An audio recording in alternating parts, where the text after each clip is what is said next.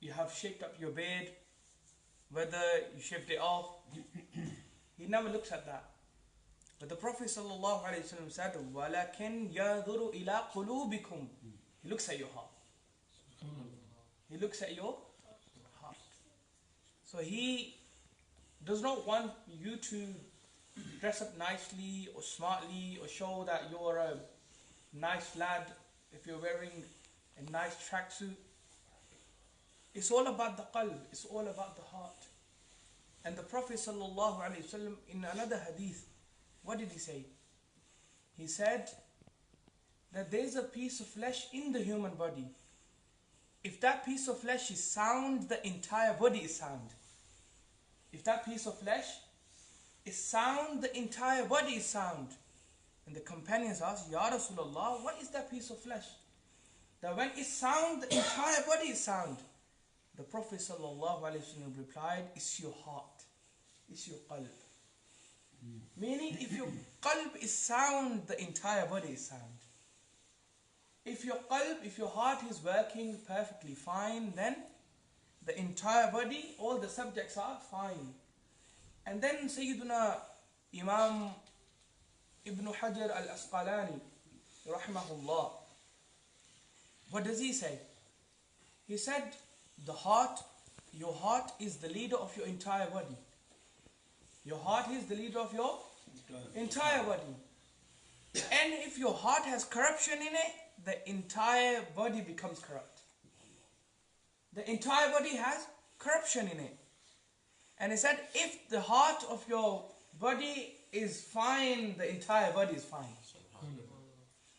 So therefore Allah subhanahu wa ta'ala has made our heart, and when you read the Quran, the Prophet ﷺ has explained it in the Hadith. But Allah subhanahu wa ta'ala says that if you want to have that peace in your life, if you want that comfort in your life, then it has to be your heart that you have to focus on. That you focus on your heart and remember Allah subhanahu wa ta'ala from your heart. Therefore the Prophet ﷺ said, لا ينظر إلى أجسامكم. He does not look at your bodies. وَلَا إِلَى صُوَرِكُمْ. He does not look at your faces. What does he look at? وَلَكِنْ يَنْظُرُ إِلَى قُلُوبِكُمْ. He looks at your heart. If your heart is fine, then the entire body is fine. Then the ulama have written that even when you make an intention of doing something good or bad, you do it from your heart. مَحَلُّ النِّيَّةِ فِي الْقَلْبِ. That your intentions are in your qalb. Before you come to the masjid, you have made this intention that you're going towards the masjid. You're coming towards the masjid. And you have made that intention in your heart. Therefore, it's important to purify this heart.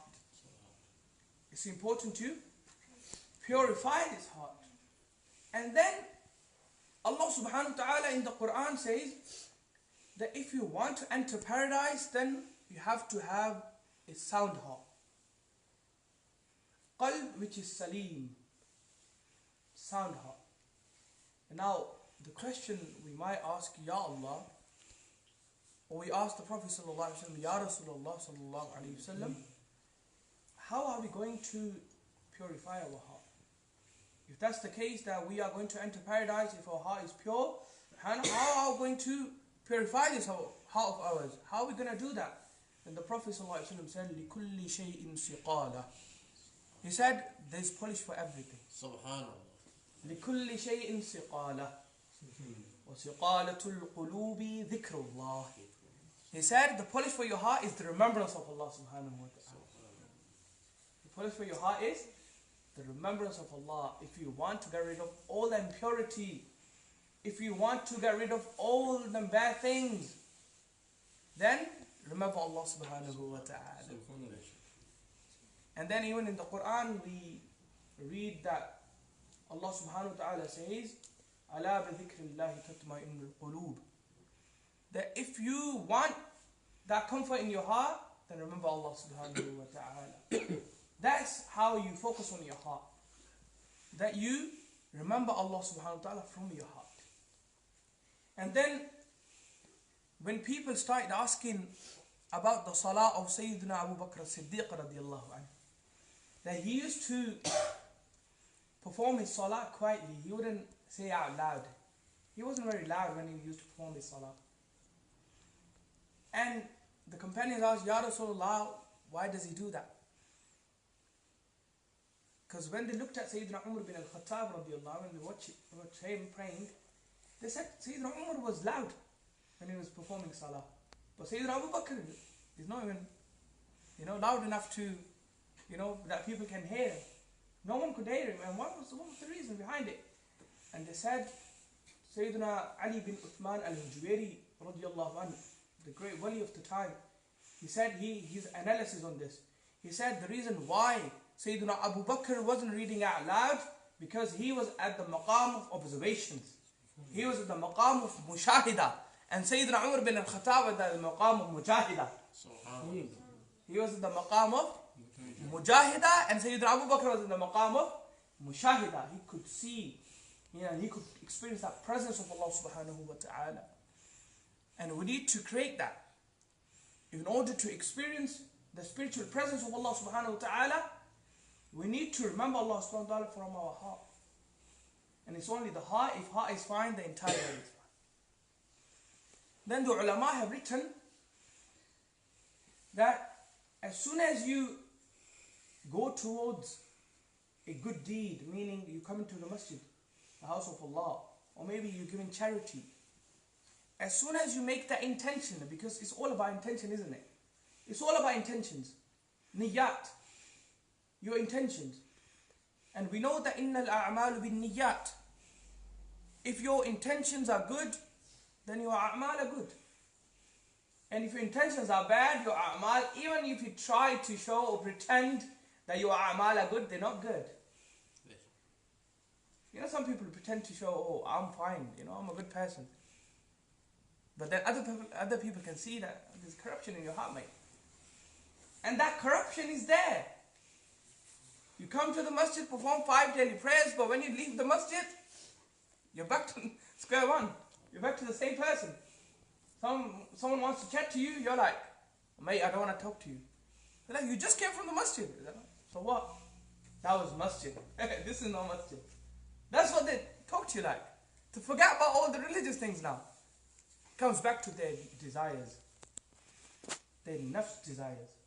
Comes back to that. So if you want to control your nafs, if you want to control, what is nafs? We use this word a lot. What is nafs? Nafs is a state of your soul. Your ruh, it has different states. Now, awliya, they describe that there are 8 types of your nafs. 8 types. And the last one is mardiyah. We read the Quran. Ya ayyatuha al-nafsul mutma'inna. Irji'i ila rabbiki radiyatan mardiyya. Fadkhuli fi ibadi wadkhuli jannati. Allah subhanahu wa ta'ala says that as soon as you get to the maqam mardiyya, wadkhuli fi ibadi wadkhuli jannati. Go to Jannah. That you have satisfied yourself and you have pleased your Lord. In that state, enter paradise. So when the heart is fine, the entire body is fine. And the Prophet sallallahu alaihi wasallam, another hadith. I started with one hadith, and this is my 4th or 5th hadith now. That the Prophet sallallahu alaihi wasallam, it's in my memory, it's not in the book. There's only one hadith that I recited from the book, and then, that the niyyah, the intention of a mu'min is better than his deeds. Now this could apply to things like when we perform our salah. Some elders, some brothers, when they perform the salah, they can't really pronounce the Arabic letters properly. They can't read any surah properly, but they're still performing the salah. Now maybe we can think with the husn of our one, meaning we can think in a way that, chalo, at least they're praying. So maybe the intentions are pure, and Allah subhanahu wa ta'ala will reward them for their intentions. Even if their salah isn't correct, but maybe their intentions are pure. Or some maybe children, when they start performing the salah, they struggle to recite, surah Fatiha or other surah of the Quran. So when they're learning, that's another thing.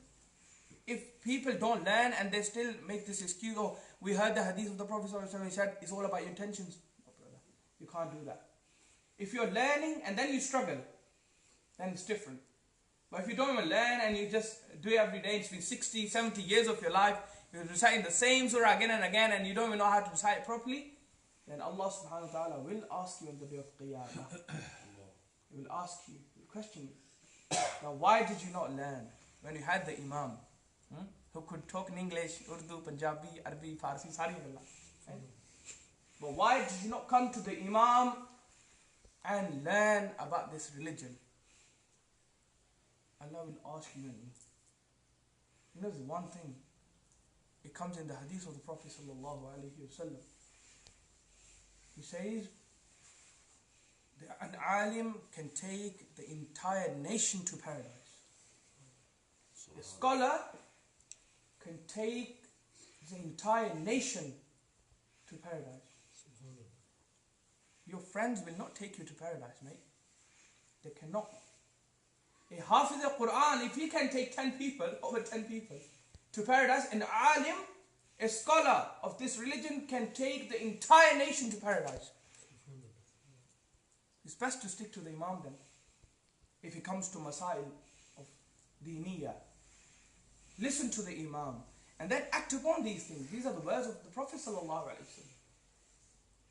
You know who was Imam? The Prophet himself was Imam. Imam al-Anbiya, wasn't he? So when I say Imam, he was Imam al-Anbiya. Piron ke Peer, eh? He was Imam al-Anbiya, Sayyid al-Anbiya, Ashraf al-Anbiya, A'zam al-Anbiya. So the Prophet sallallahu alaihi wasallam, Imam al-Anbiya, and Sayyidina Abu Bakr Siddiq was Imam al-Sahaba. Therefore it's important that we act upon these words of the Prophet sallallahu alaihi wasallam. We start acting upon them, that we start purifying our hearts. If we have any problems in our hearts, we need to get rid of them. Because if you get rid of these problems, then your life is going to be easy. And if you don't get rid of these problems, then what's going to happen? You perform your salah for another 50 years of your life. It will not bring any change to your heart. Why? Because you need the suhbah of good people. How can you get rid of this? These problems and this filth in your heart. How can you get rid of it? You need good suhbah. You need good people around you. You know, some brothers asked me this question, that even your parents are religious, why are the children not listening to their parents then? Parents are fine. They're performing their salah, 5 daily prayers. They good people, but children aren't acting upon their teachings. Children don't listen to them. The Prophet ﷺ replied to this. He said, Al-mar'u ala dini khalili. He said, you are on the religion of your friend. If your friends are bad, you follow their religion. Meaning, whatever they think of, you're going to think the same. The same ideology they have, you're going to go after that. So when they say to you, you know, when you, amongst your friends, when you're talking to them, you're like, oh, talk about Islam. And maybe one of your friends might say, leave that, man. Talk about something else. Why not talk about some movies? Why not talk about Hollywood? Why not talk about Bollywood? Eh? And as soon as they say that, you need to, from now on, be clever. That's it. He cannot be your friend. Your friends are those who are the friends of Allah's people. Friends of Allah. And if you have any connection with the awliya, then it's different. But don't be friends with those who take you away from the path of Islam. As soon as they say something like that, you know that there's corruption in the heart. You know, in tasawwuf, in the language of Sufism, we call that person ill. He's not even well. He needs some kind of medication. Someone says, oh, I don't want to talk about Islam. That person is not well. He's got some problems. He needs a treatment. So therefore, don't be with ill people. Don't be with those who are not fit, you know, spiritually. They have some problems. Or if you don't want to be like away from them, then help them if you're strong enough. If you're not strong enough, then you be with them, you become like them. Yes. Therefore, become strong. You should be strong enough to change them. If you can't change them, leave them.